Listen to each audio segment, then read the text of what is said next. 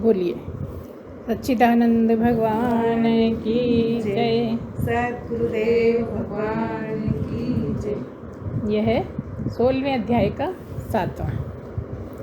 प्रवृत्तिम च निवृत्तिम च जना न विदुरासुरा न शौचम न अपि चाचारो न सत्यम तेषु विद्यते। आसुर स्वभाव वाले मनुष्य प्रवृत्ति और निवृत्ति इन दोनों को ही नहीं जानते, इसलिए उनमें न तो बाहर भीतर की शुद्धि है, न श्रेष्ठ आचरण है और न सत्य भाषण ही है। समझ आई बात? अभी निकली थी प्रवृत्ति और निवृत्ति की बात। आप किस में प्रवृत्त हो? अगर आप गलत कामों में प्रवृत्त हो तो आप उनको छोड़ो, उनसे निवृत्ति करो। और परमात्मा में लगे हो, प्रवृत्ति परमात्मा की तरफ है तो उसमें लगो। तो जो अभी हम पिछले वाला सत्संग किया था उसमें जो सब बताया था ना कि किस तरह के भगवान में लगना है, उसी तरह की बात है कि आप गलत बातें छोड़ो, अपनी ही गलतियां पकड़ो, दूसरे की देखने में मत लगो। कौन कैसा है क्या, किसी को आप दोषारोपण मत करो, अपनी ही गलतियां निकाल के और अपनी गलतियों को सुधारना है ना। उन गलतियों से आप अगर निवृत्त हो गए हैं, भगवान की तरफ प्रवृत्त हो गए, तो एक ये भी है कि संसार में प्रवृत्त हो क्या, कि संसार से निवृत्ति ले ली, मतलब इतना ही। प्रवृत्ति मतलब लग जाना, निवृत्ति मतलब हट जाना, इतना ही है ना। तो ये कह रहे हैं आसुर स्वभाव वाले मनुष्य प्रवृत्ति और निवृत्ति इन दोनों को ही नहीं जानते। कौन नहीं जानते? जिनका आसुरी स्वभाव, जिनका राक्षसी स्वभाव है, वो प्रवृत्ति और निवृत्ति का परवाह ही नहीं करते, जानते ही नहीं है क्या होता है। इसलिए उनमें ना तो बाहर भीतर की शुद्धि है, ना श्रेष्ठ आचरण है। क्योंकि इन चीज़ों पर ध्यान नहीं देते, इसलिए उनकी शुद्धि भी नहीं है। जो कहते हैं ना, पहले घर की शुद्धि करो, फिर अपने बिस्तर की शुद्धि करो, फिर अपने शरीर की शुद्धि करो, फिर मन की शुद्धि करो। इस तरह से सिलसिलेवार आपको शुद्धि अपनी करती जानी है। तो इस तरह कह दिया कि उनमें ना तो बाहर भीतर की शुद्धि है, ना श्रेष्ठ आचरण है। श्रेष्ठ आचरण क्या होगा? जब आप सत्य पे चलोगे। वो आगे बोल भी दिया, ना सत्य भाषण है।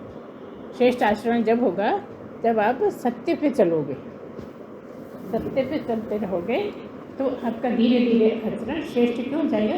क्योंकि सत्य ही परमात्मा का नाम, परमात्मा ही सत्य है, सत्य ही परमात्मा है।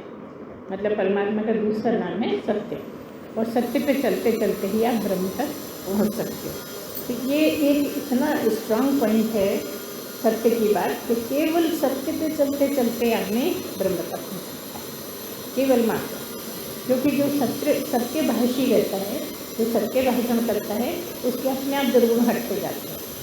ये बहुत बड़ी बात है ना। इसलिए उसका आचरण ही श्रेष्ठ हो जाता है सत्य के साथ। इसलिए हम कई बार कहते हैं कि कोई चाहे दूसरी पढ़ा हो, चाहे 7वीं पढ़ा हो, चाहे 11वीं पढ़ा हो, चाहे BA पढ़ा हो, चाहे MA MSc करा हो, लेकिन हमारे काम का तो वो है जो सत्य पे चलता है, भले ही वो अंगूठा छाप हो।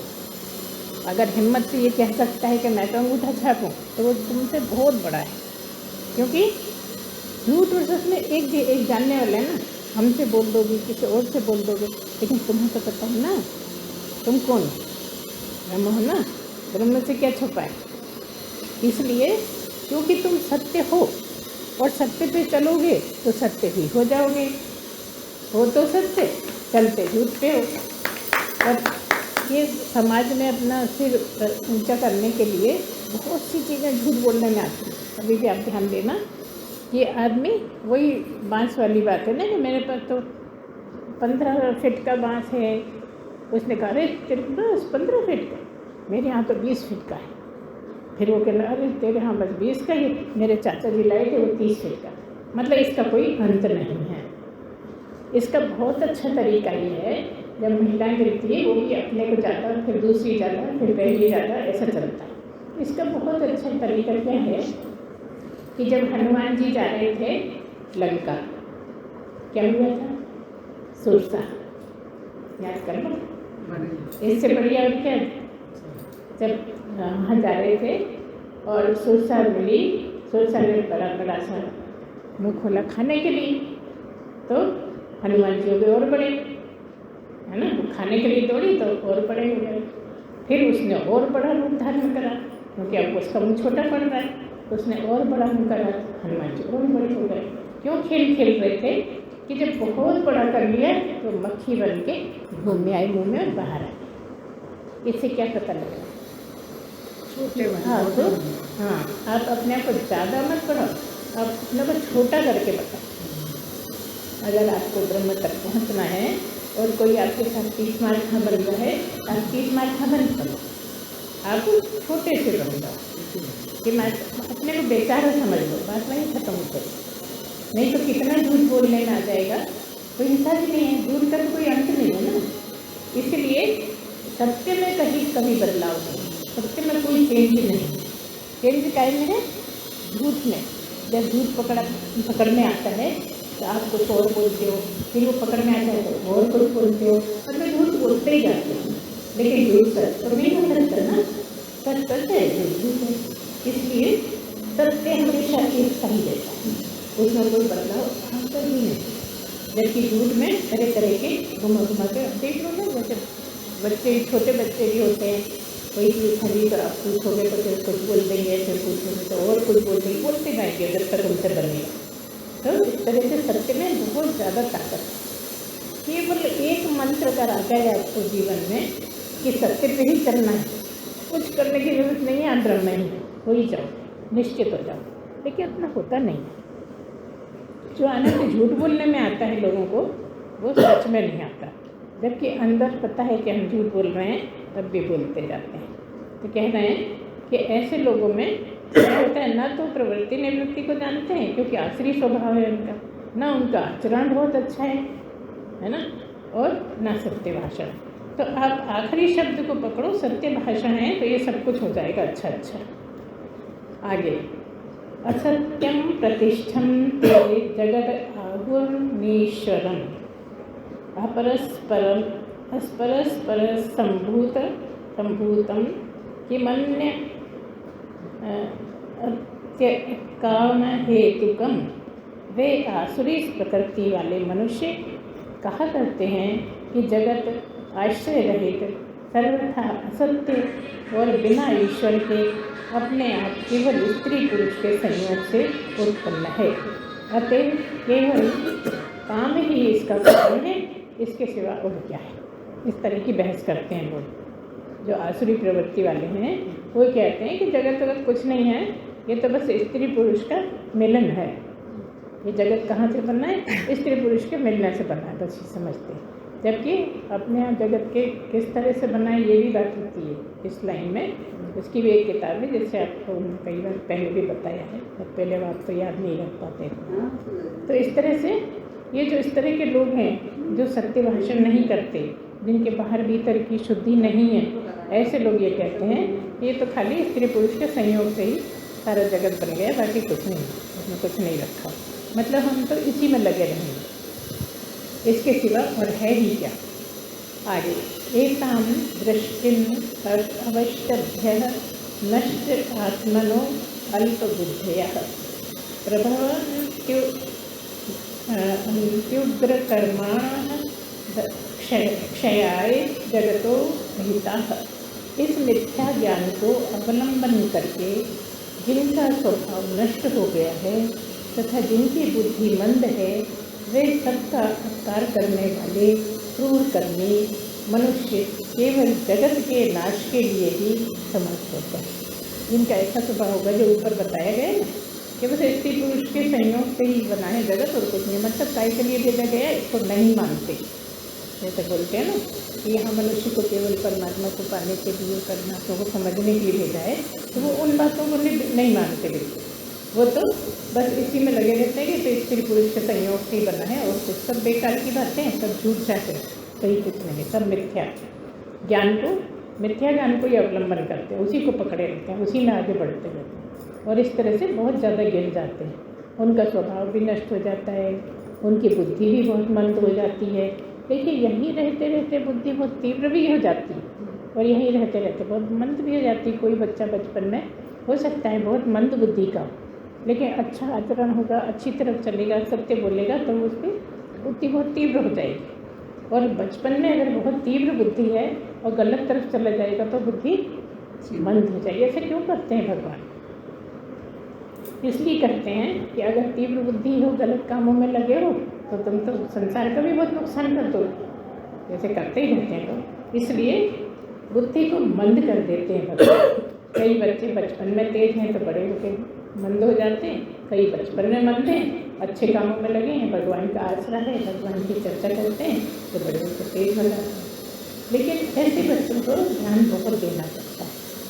वो सबका जो इस तरह के होते हैं ना, मंद बुद्धि वाले, सबका बुरा ही करते हैं। अपकार मतलब बुरा करने वाला, एक उपकार है, एक अपकार है।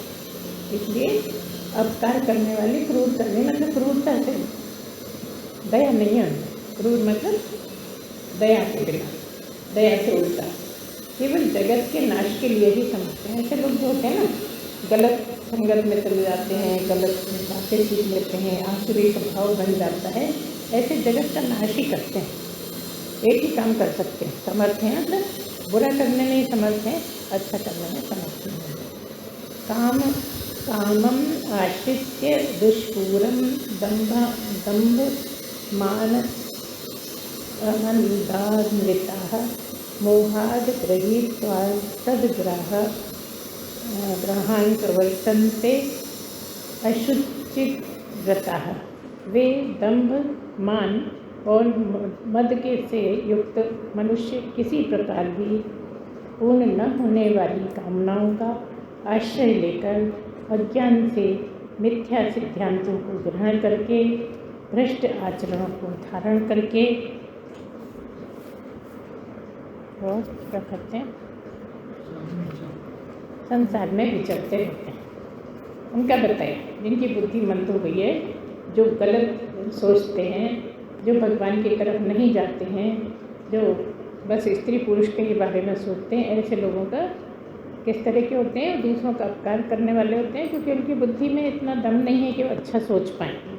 उनकी गलती नहीं है, उनकी गलती इतनी है कि वो ये मानते हैं कि स्त्री पुरुष के संयोग से ही बनाए, तो बुद्धि बहुत नीचे गिर जाती है। और जब बुद्धि नीचे गिर जाती है तो मंद पड़ जाती है, तो ज़्यादा बुद्धि वाले काम नहीं कर पाते। वो सबका बुरा करने में उनकी बुद्धि चलती है, और क्रूरता से लड़ाई झगड़े करने में लगती है, चिल्लाने चीखने में लगती है, जगत के नाश के लिए ही वो लगे रहते हैं। समर्थ है मतलब वो एक ही काम कर पाते हैं कि जगत का बुरा ही बुरा करेंगे। ठीक है,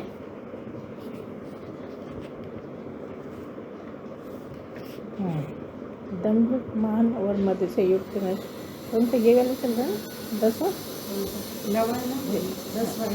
वे दंभ, मान और मद से युक्त मनुष्य किसी प्रकार भी पूर्ण न होने वाली कामनाओं का आश्रय लेकर अज्ञान से मिथ्या सिद्धांतों को ग्रहण करके, भ्रष्ट आचरणों को धारण करके संसार में विचरते हैं। बस वही बात है, वही आगे बढ़ जाती है, तो इसी में लगे रहते हैं। अच्छा कुछ नहीं कर पाते, जो गलत सिद्धांतों को उनको ही मानते हैं, क्योंकि उनकी बेसिक जो सिद्धांत है वही गलत है ना। स्त्री पुरुष के संयोग से ही है ये, बाकी ये संसार कुछ नहीं रखा, बेकार की बातें। भगवान की पूजा, भगवान को याद करना कुछ नहीं, फालतू बातें जो ऐसे सोचते हैं ना, उनकी बात बोल रहा है। कि ऐसे लोग तरह तरह की कामनाएं भी करते हैं जो बिल्कुल बेकार हैं, जो नहीं करना चाहिए, ऐसी कामनाओं में लगे रहते हैं, और जो गलत सिद्धांत हैं उनको अपनाए रहते हैं, उन्हीं पे चलते रहते हैं, उन्हीं का आश्रय लिए रहते हैं। तो क्या है, आसुरी स्वभाव वाले होते हैं, और संसार में दूसरों का भी बिगाड़ते हैं, अपना भी बिगाड़ते हैं। चिंतां परिमेयां च प्रलयांतामुपाश्रितः कामोपभोग परमा एतावदिति निश्चितः। तथा वे मृत्यु पर्यंत रहने वाली असंख्य चिंताओं का आश्रय लेने वाले, विषय भोगों के भोगने में तत्पर रहने वाले, और इतना ही सुख है इस प्रकार मानने वाले होते हैं। मतलब देखो, एक चीज़ इसके कारण सारी चीज़ें उनकी उल्टी हो गई, सभी चीज़ गलत ही सोचते हैं। वो विषय भोगों में लगे रहते हैं, और जो टाइम मिलता है उसको चिंता करते रहते हैं। हम क्या कहते हैं, जो टाइम मिलता है वो परमात्मा में लगे रहो, चिंता मत करो। क्या करो? चिंतन करो, चिंता मत करो, चिंतन करो। जब भी आपको टाइम मिलता है, चिंतन परमात्मा का है, चिंता जगत का है। है ना, वो हमेशा मृत्यु तक भी बहुत सी चिंताओं में लगे रहते हैं और विषय भोगों में लगे रहते हैं, क्योंकि उनको लगता है बस इसीलिए आए हैं, विषय भोगों में लगो, उसी में आनंद आएगा और कहीं आनंद नहीं रहने वाले, और इतना ही सुख है ऐसा मानते हैं। यही जो है इसी में सुख है और कुछ कहीं कोई सुख नहीं। आगे 12वां, आशा पाश शतैः बद्धा काम क्रोध परायण ईहन्ते काम भोगार्थ मन्याय नार्थ संचयान। वे आशा की सैकड़ों फांसियों में बंधे हुए मनुष्य काम क्रोध के परायण होकर विषय भोगों के लिए अन्यायपूर्वक धन आदि पदार्थों का संग्रह करने की चेष्टा करते हैं। सब चीज़ें मतलब ऐसी बताई हैं जो नीचे वाली हैं, जो भगवान से विमुख हैं, उनको जो चीज़ें अच्छी लगती हैं लगातार वही उन्हीं की बात कर रहे हैं। भोगों में लगे रहते हैं और तरह तरह की आशाओं में बंधे रहते हैं कि आज ऐसा हो गया, कल और इतना हो जाएगा, इतना धन हो गया, इतना और बना लूँगा, बस लगातार इसी तरह की बातें। आशा की सैकड़ों फांसियों में बंधे हुए, अब आज लड़के की शादी कर दी है, अब लड़की की कर लेंगे, कितनी ही हैं बातें जगह पे जो सभी के साथ होता रहता है, सब जानते हैं। एक लिमिट तक होना तो ठीक है, लेकिन वो तो बस इसी में रहते हैं, जो करने वाला काम है, जिसके लिए संसार में आए वो करते ही नहीं, तो विषय भोगों में ही फंसे रहते हैं और गलत तरीके से धन कमाते हैं, गलत तरीके से धन जोड़ते रहते हैं, चीज़ों का संग्रह भी करते हैं, ज़रूरत हो या नहीं हो मगर इकट्ठे करते जाते हैं। तो इस तरह से ये सब चीज़ें गलत हैं। जबकि देखो तो आश्रम में कोई कम चीज़ें नहीं होती, बहुत ज़्यादा होती हैं, तो वो किसी काम के लिए होती हैं। जब सब इकट्ठे होते हैं तो कहाँ से मांगने जाएंगे, इतना किराया तो बार बार दे नहीं सकते, तो सामान तो सब कुछ चाहिए, आसक्ति नहीं हो, गलत तरफ आपका झुकाव नहीं हो, गलत में आप लगे नहीं रहें, गलत चीज़ों का चिंतन ना हो, बस इसी पर तो अपना ध्यान रखना है। इदमद्य मया लब्धम इमं प्राप्स्ये मनोरथम इदम अस्तीदमपि में भविष्यति पुनर्धनम। वे सोचा करते हैं कि मैंने आज ये प्राप्त कर लिया है और अब इस मनोरथ को प्राप्त कर लूँगा, मेरे पास ये इतना धन है और फिर भी ये और हो जाएगा। बस ये सब नॉर्मल चीज़ें हैं जो घरों घर में रोज़ चलती रहती हैं,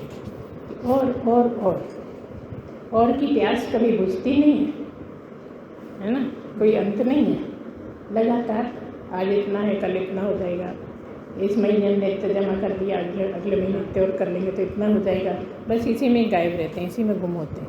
अपनी जो कमाई है, जो करनी है यहाँ पर, उससे बिल्कुल बेखबर रहते हैं। तो इस तरह से ये लगातार यही बोल रहे हैं, वे सोचा करते हैं कि मैंने आज ये प्राप्त कर दिया है, अब इस मनोरथ को प्राप्त कर लूँगा, मेरे पास ये इतना धन है, इतना और भी हो जाएगा, बस इसी में लगे रहते हैं। असौ मया हतः शत्रुर्हनिष्ये चापराम अनपि ईश्वरो अहमहं भोगी सिद्धो अहम बलवान सुखी। वह शत्रु मेरे द्वारा मारा गया और उन दूसरे शत्रुओं को भी मैं मार डालूँगा। मैं ईश्वर हूँ, ऐश्वर्य को भोगने वाला हूँ, मैं सब सिद्धियों से युक्त हूँ और बलवान तथा सुखी हूँ। तो जो सिद्धि वाले हो जाते हैं ना, उनके साथ तो ये बहुत ज़्यादा होता है, क्योंकि सिद्धि का इनकार हो जाता है ना कि मैं ऐसा कर सकता हूँ, मैं वैसा कर सकता हूँ, अच्छा उसने मेरे साथ ऐसा किया, अब मैं उसको बुरा करूँ। सिद्धि वाले गलत तरफ जाके बहुत ज़्यादा अपना अहित कर लेते हैं। तो इस तरह से शत्रुओं में, मित्रों में, बस इसी में लगे रहते हैं और जीवन को बर्बाद कर देते हैं। इस तरह से चलने वाले अपना पूरा जीवन बेकार हो जाता है, जिसके लिए आए थे वो नहीं कर पाते। उसका परिणाम क्या होता है कि नीचे की योनियों में आना पड़ता है, अपने कर्म काटने के लिए नीचे की योनियों में आना पड़ता है, क्योंकि उन्होंने अच्छा कुछ किया ही नहीं, अच्छा सोचा नहीं, अच्छा किया नहीं, अच्छी तरह उनका मन नहीं हुआ। इस तरह से उन्होंने पूरा जीवन बर्बाद कर दिया और अपने आप को बर्बाद कर दिया। मैं बड़ा धनी नहीं, आढ्यो अभिचरन्नस्मि को अन्यो अस्ति सदृशो मया यक्षे दास्यामि मोदिष्य इत्य ज्ञान विमोहितः। अनेक चित्त विभ्रांता मोह जाल समावृतः प्रसक्तः काम भोगेषु पतंती नरके अशुचो। मैं बड़ा धनी और बड़े कुटुंब वाला हूँ, मतलब अहंकार। पहले भी अहंकार की बहुत बात आई है ना, अभी फिर इस तरह से सोचते हैं, ये बता रहे हैं। जो काम में ज़्यादा आसक्त रहते हैं वो कह रहे हैं ऐसे लोग कैसे सोचते हैं, मैं बहुत बड़े कुटुंब वाला हूँ, मेरे पास बहुत सारा सामान है, मेरे बराबर भला दूसरा कौन है, मैं यज्ञ करूँगा, हवन करूँगा, दान दूँगा, भंडारा करूँगा, आदि आदि इसी में लगे रहते हैं। आमोद प्रमोद करूँगा। इस प्रकार अज्ञान से मोहित रहने वाला तथा अनेक प्रकार से भ्रमित चित्त वाले मोह रूप जाल से समावृत और विषय भोगों में अत्यंत आसक्त असुर लोग महान अपवित्र नरक में गिरते हैं। समझ में, ये कठिन कुछ भी नहीं है, ये तो खाली खुद भी पढ़ोगे ना तो, लेकिन हमें पता है तुम नहीं पढ़ोगे, है ना, इसलिए आपके कानों में जाए। ये जो 16वां और 17वां अध्याय है ना, इसे मन नहीं लगता है। लोग गीता तो पढ़ लेते हैं, 16वें 17वें को टाल देते, लेकिन 16वें और 17वें में बहुत सीख है।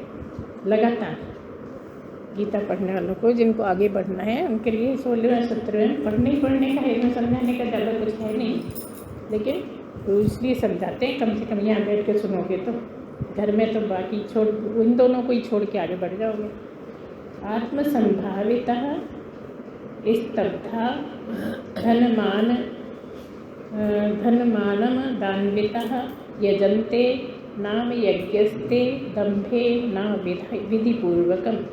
वे अपने आप को भी श्रेष्ठ मानने वाले घमंडी पुरुष धन और मान के मद से युक्त होकर केवल नाम मात्र के यज्ञों द्वारा पाखंड से शास्त्र विधि रहित यजन करते हैं। अब बताओ इसमें क्या समझाने का? सीधी सीधी बात है कि उन्हीं के जो हैं दानवी प्रकृति के हैं, जो आसुरी प्रकृति के हैं, जो राक्षसी प्रकृति के हैं, उनके बारे में लगातार बताते जा रहे हैं। तो आप स्वयं खुद भी बैठ के चिंतन करोगे तो समझ में आ जाएगा कि किस तरह के होंगे वो। अपने आप को ही ज़्यादा समझते हैं, अहंकार वाले होते हैं, दम्भी होते हैं, अपनी अपनी बात करते हैं कि मैंने ऐसा कर दिया, मेरे बराबर कोई नहीं है, इस तरह की भावना रखते हैं ना। मैं बहुत धनी हूँ, मेरे बराबर कोई है नहीं मोहल्ले में, इस तरह की बात करते हैं। घमंड भी है और मद भी है, और एक और शब्द आता है वो मुझे याद नहीं आ रहा। इन सब से युक्त होते हैं और बस दुनिया को दिखाने के लिए थोड़ा बहुत हवन यज्ञ कभी कर लेते हैं, प्रसाद बांट देते हैं कि हम भी हैं, हम भी करते हैं भगवान को याद, भगवान के काम हम भी करते हैं। बस खाली मोहल्ले में इम्प्रेशन मारने के लिए बस थोड़ा बहुत कर लेते हैं। उनका उधर लगाव नहीं है, बिल्कुल मन नहीं है उसमें, लेकिन लोगों पे अपना इम्प्रेशन कि हम भी करते हैं इसलिए करते हैं। अहंकारम बलम दर्पम कामम क्रोधम च संशितः माम आत्मपरदेषु देहेषु प्रद्विषन्तो अभ्यसूयकः। वे अहंकार, बल, घमंड, कामना और क्रोधादि के परायण और दूसरों की निंदा करने वाले पुरुष अपने और दूसरों के शरीर में स्थित मुझ अंतर्यामी से द्वेष करने वाले होते हैं। ये तो तुम रोज जान रहे हो, है ना। अगर तुमसे परमात्मा की कोई बात करोगे, अरे सब बकवास है, कुछ नहीं रखा है, कहाँ टाइम खराब करते हो। अगर आप भगवान की बात करोगे, कोई अच्छी बातें करोगे तो इसी तरह का चलाते हैं, तो इसी तरह से बोलते रहते हैं, तो उन्हीं उसी तरह की बातें जिससे आप रोज टकराते रहते हैं, बस वही बात है। वह अहंकार, बल, घमंड, कामना और क्रोधादि से परायण, दूसरों की निंदा करने वाले, अपने और दूसरों के शरीर में स्थित परमात्मा, सबके शरीर में स्थित है ना, जो वो परमात्मा सब में स्थित है, उसी को बुरा भला कहते रहते हैं और कुछ काम के नहीं, कुछ फायदा नहीं है। द्वेष करते मतलब चिढ़ते, परमात्मा से ही चिढ़ते। जब परमात्मा से चिढ़ते हैं तो परमात्मा में अच्छे गुण होते हैं, तो अच्छे गुण वालों से भी चिढ़ते हैं। ऐसे लोग अच्छे गुणों को ऐसा नीचा दिखाने की कोशिश करते हैं कि अरे कुछ नहीं, उनसे तो हम बहुत ऊँचे हैं, दम्भ करते हैं। इसलिए कितना पूछा ओम।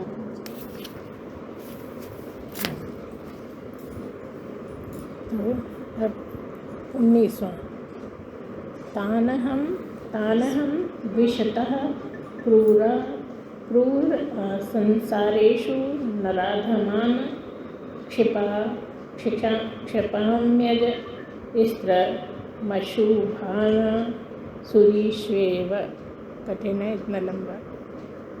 योनिषु, उन द्वेष करने वाले पापाचारी और क्रूर कर्मी नराधमों को मैं संसार में बार बार असुरी योनियों में हिलाता। कोई बात नहीं। तो इस तरह के हैं तो उनको असुरी योनि कौन सी कहलाती है? कीड़े मकोड़े। मनुष्य का तो है ही, राक्षस और देवता तो तरह की प्रकृति होती है जो अपन पीछे पड़ जाए हैं। लेकिन ये कह रहे हैं जो इस तरह के इतना ज़्यादा कर्म बना लेते हैं, क्या करेंगे? ये करना पड़ेगा, उनको खराब योनियों में भेजना पड़ेगा, आसुरी राक्षसी योनियों में जहाँ वो कष्ट उठाते हैं, क्योंकि आलसी हैं, दम्भी हैं, गलत सोचते रहते हैं। तो कीड़ों का क्या काम है? कोई काम कर रहे हैं क्या? बस खा रहे हैं और पड़े हैं, खा रहे हैं और पड़े हैं, बस टाइम पास होना है, कोई गर्म कटने होंगे, जितने करते जाएंगे। कोई ऐसी जहरीली दवाई डाल देगा तो सही, तो सब मर जाएंगे, उस जन्म से उनको मुक्ति मिल जाएगी, दूसरे जन्म में आ जाएंगे। बस ऐसे ही चलता रहेगा उनका, क्योंकि जितने कर्म हैं वो तो करने हैं ना। और क्यों है? क्योंकि भगवान ही चलाता है। आप अपनी मर्जी से भी चल लेते हो, जबकि नीचे की योनियों वालों को भगवान ही चलाता है। जैसे रखना चाहता है वैसे रखता है। वो अपनी मर्जी का एक काम भी नहीं कर सकते।